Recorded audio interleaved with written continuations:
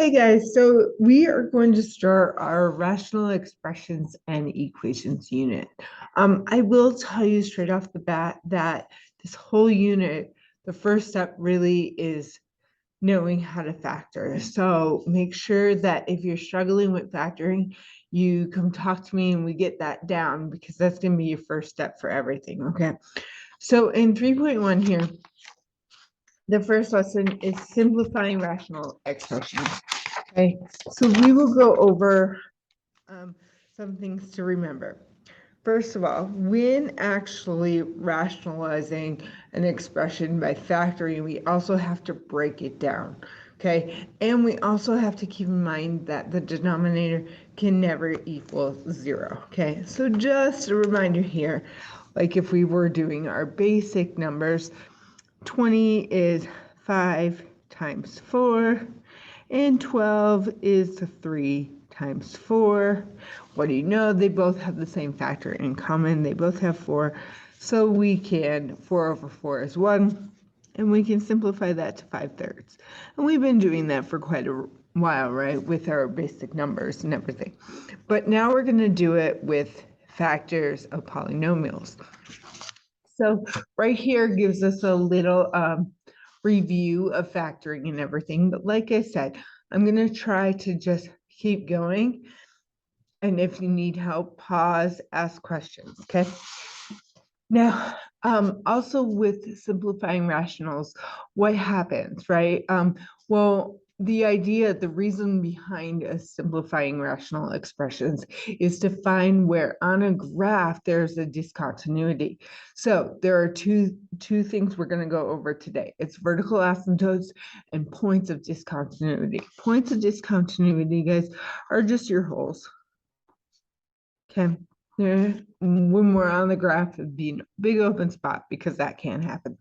So where do these come from? Well, mainly it's the denominator cannot equal 0, okay? Now, vertical asymptotes come from the factors in the denominator that do not simplify out, okay? That happen to still be there when we simplify. Those are our vertical asymptotes. And then the points of discontinuities or holes are the things that actually do simplify. So we're going to go through this, don't worry. But another thing I want you to keep in mind is a point of discontinuity is a coordinate pair. So yes, we find the x value, but we must plug in to find the y. All right, so here are our steps in how we're going to do this. So the first thing we're going to do is we're going to get our rational expression. We're going to factor it. After we factor, we're going to say if there's anything in common we can cross off. And as you can see, it's x minus 4. Then we write our simplified answer, okay, leaving us x plus 2 over x plus 3. Now, what we're going to do is identify our vertical asymptotes in a point of discontinuity. Remember, vertical asymptotes come from what's still there. So what's still in the denominator? X plus 3. We set that equal to 0 and solve. So that means there's a vertical asymptote at -3. Okay, because it was still there. Point of discontinuity comes from what we crossed out. What we crossed out was an x minus 4. Set that equal to 0, solve. Now remember, our point of discontinuity is a coordinate pair. So yes, we get 4. Now we have to plug in. What's very specific though is we plug in to the simplified, okay?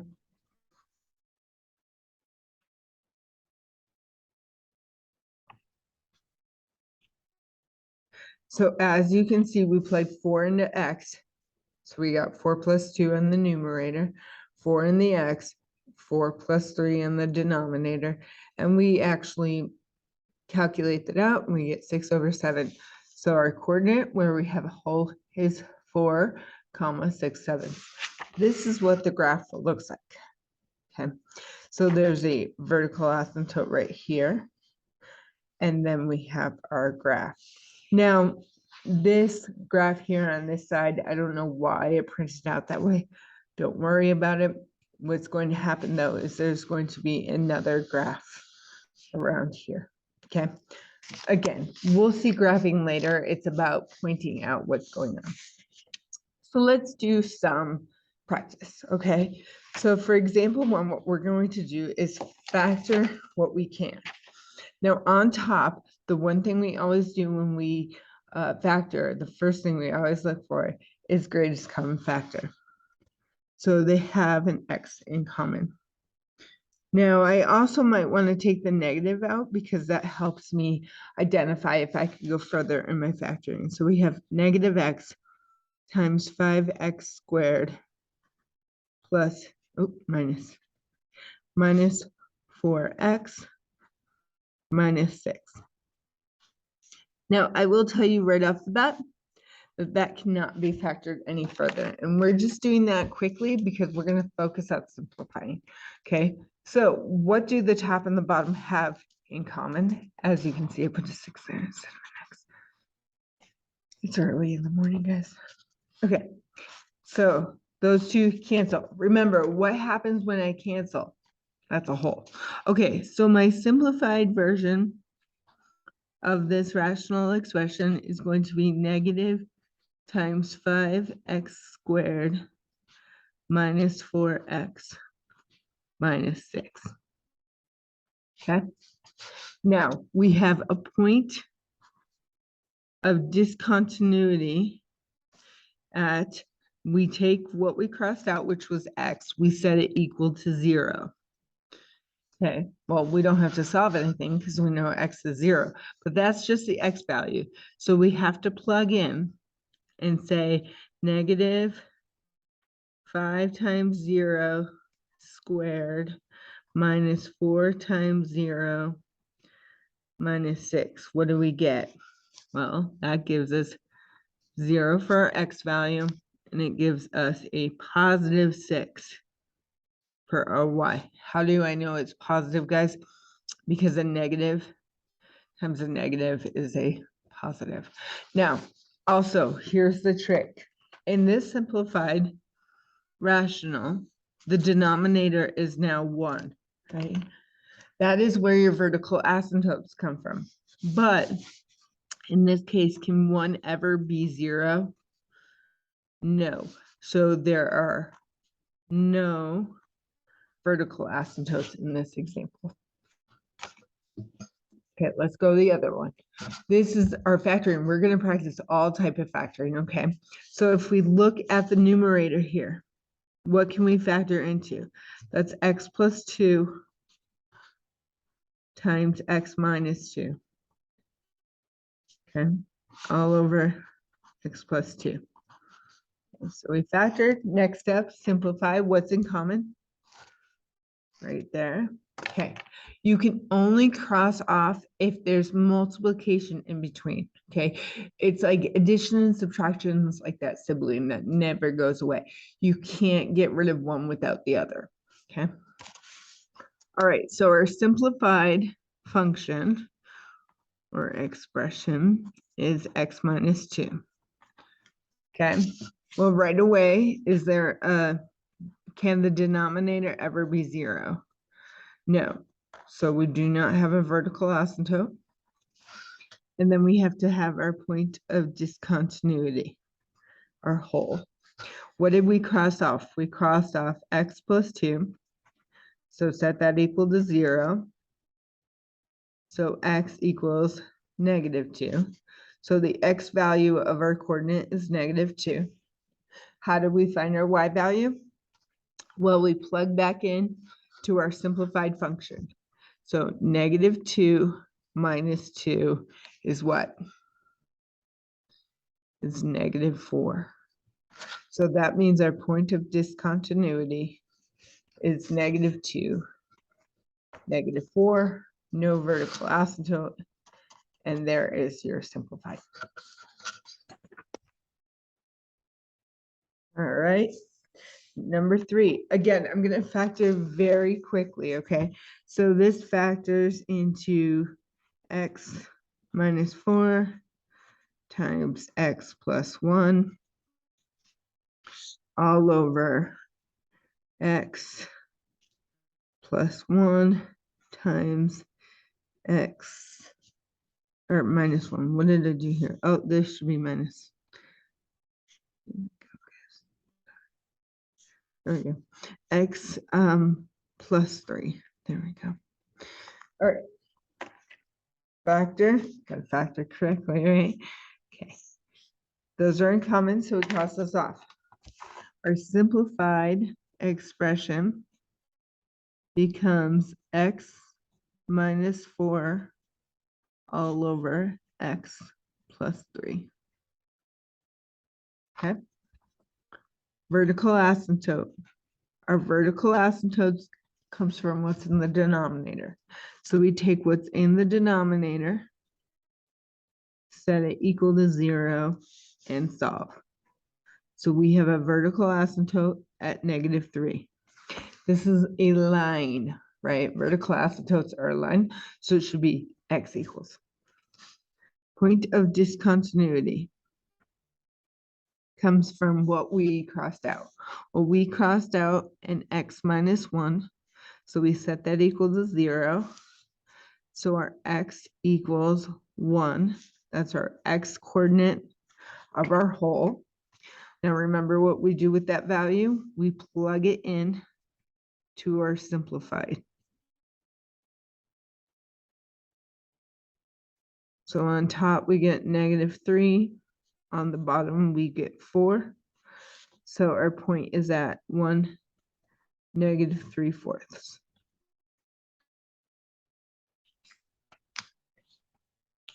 If you want, pause the video right now, factor, do all your things, see if you get the same answer that I do. So when we factor, we get x minus 5 times x minus 3. Now, here's the thing though, on the bottom, this is a cubic. We did this in polynomial identities. I will not make you do polynomial identities when factoring, so I'll just factor this for you, okay?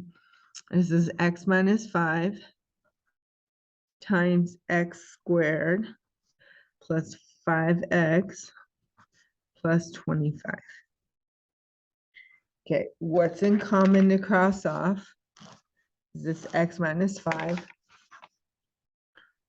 So our simplified is x minus 3 all over x squared plus 5x plus 25. Okay, vertical asymptotes. Remember, they come from the denominator equaling 0. But if you guys look here, can this, whatever I plug in here, can this ever equal 0? No, it will never equal 0. So that means there is no vertical asymptote. Now, the point of discontinuity comes from what we crossed off. We crossed off an x minus 5. Set that equal to 0 and solve. So x equals 5. Okay, and that is our x value of our coordinate. Then we plug back in. So 5 minus 3 all over 5 squared plus 5 times 5 plus 25. Luckily, I used easy numbers so that I can do this in my head. So 5 minus 3 is 2. That's 25 plus 25 plus 25 is 75. So there is a hole at 5 and 2/75.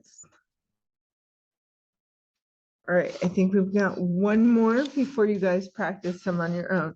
This has you practicing your more difficult factoring where a does not equal 1.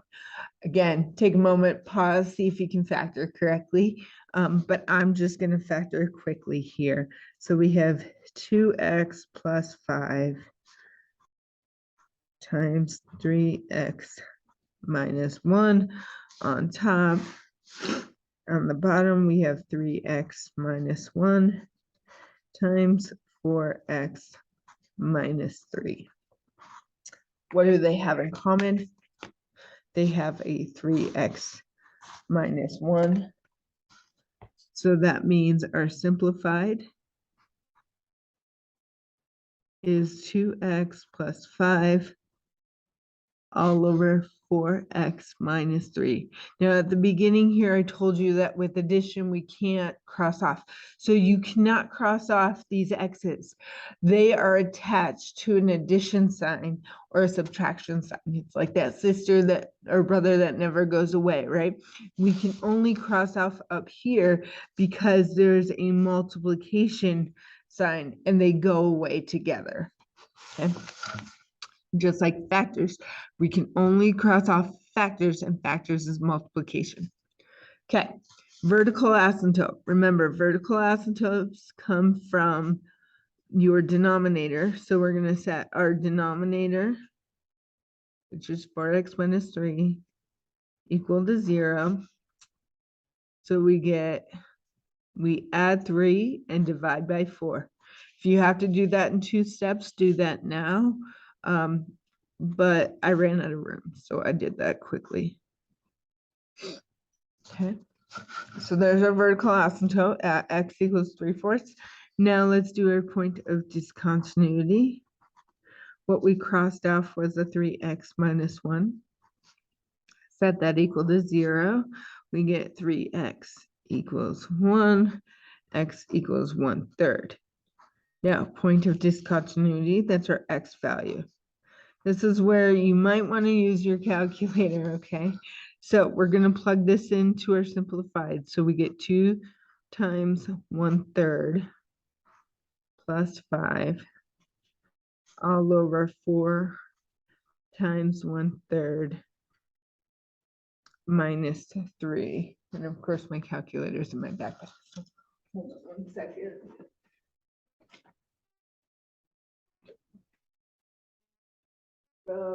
Okay, now I just want to show you tricks on the calculator because that's what I do. So if you were to do this all at once, make sure you put parentheses around the numerator and on the denominator. So parentheses 2 times 1/3 plus 5. So that's our numerator divided by parentheses 4 times 1/3 minus 3 and parentheses, enter. Now that gives me a decimal, but we've been doing fractions, and fractions are way better, especially if you had a repeated decimal. So on these calculators, go to math and see how it says fractions. So enter, enter, and it has us change it. So the point of discontinuity is at 1/3 negative 17 over 5. All right, factor, simplify. Vertical asymptotes, point of discontinuity. Have fun, guys.